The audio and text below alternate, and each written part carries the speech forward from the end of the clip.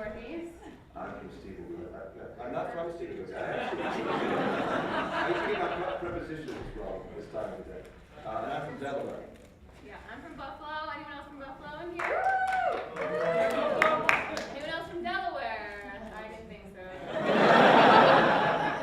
Okay, we're going to attempt to the Northeast in 5 quick minutes, so let's get started. A couple of general facts about the region.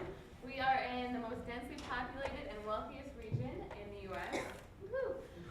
We usually come for on average 25% of the U.S. GDP, which is pretty awesome. In terms of politics, more often than not, we vote for Democrats as opposed to Republicans.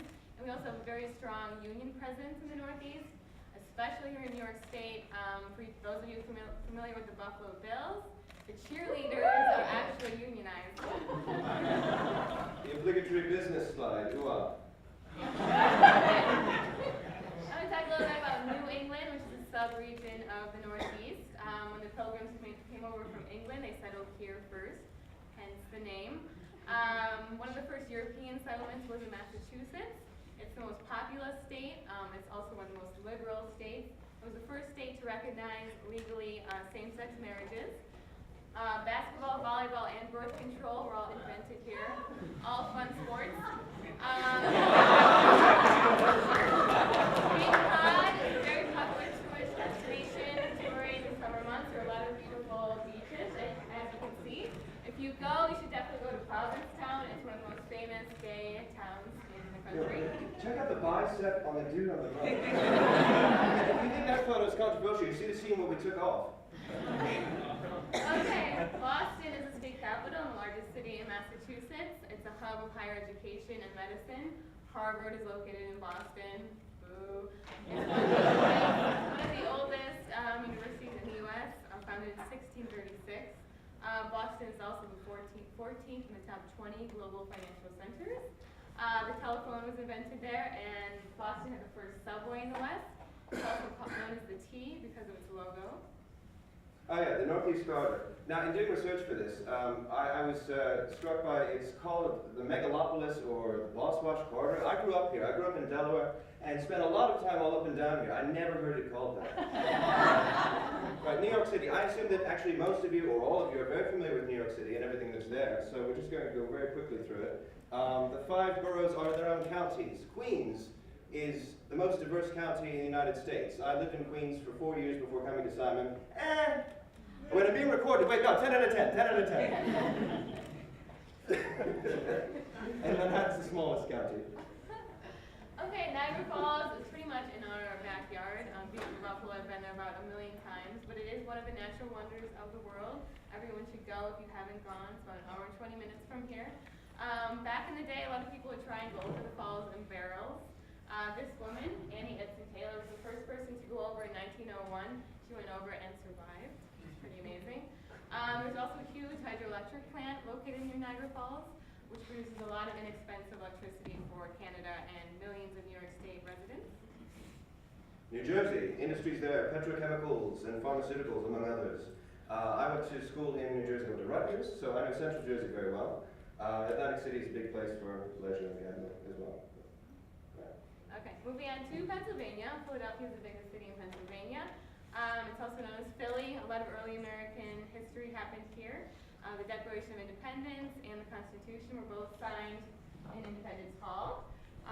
Big industries in Philly: manufacturing, healthcare, biotech, tourism, financial services, among others. Delaware, yeah, okay, so if you only remember one thing about Delaware, remember it's a corporate haven. More than 50% of publicly traded American companies incorporate there to take advantage of the corporate-friendly laws and low taxes. But that means dummy headquarters, so they're actually not really there. The operations, for the most part, are elsewhere. So what's it like growing up in Delaware? It's every bit as exciting as Rochester. So remember the famous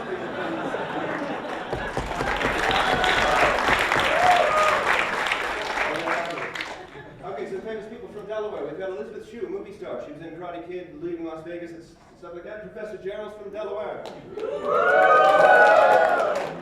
Cab Calloway. Some of you watched The Blues Brothers this quarter, didn't you? He was in that. You remember that? Anyone who saw it? All right. Chet Biden and Christine O'Donnell. Moving on. Okay, moving on to Maryland. The Chesapeake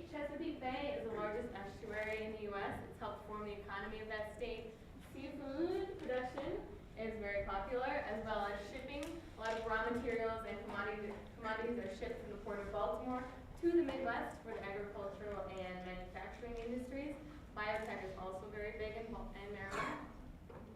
Right next door is our nation's capital, Washington, D.C., or the District of Columbia. A couple of tidbits about D.C. If you look at the skyline, there are a lot of low buildings. The Washington Monument is the tallest building.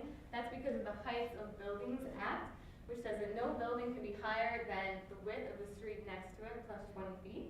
So the skyline is very different from what you see in New York City. Also, on a lot of license plates, you'll see taxation without representation, meaning that DC residents pay very high federal taxes but don't have representation in the Senate and only one non-voting delegate in the House. Food, yum yum. To end, we're going to talk a little bit about our state parks. There are a lot of beautiful parks in the Northeast. I went to Adirondack State Park, which is like 4 to 5 hours from here. It's absolutely beautiful. It's one of the largest park in the contiguous United States. In Maine, you have Acadia State Park, which is beautiful. I haven't been there, but it's the second most visited park in the U.S. So thank you very much. And with that, we turn it over for the Midwest to Professor Ron Schmidt and the lovely, the talented, the married Sarah Burrow.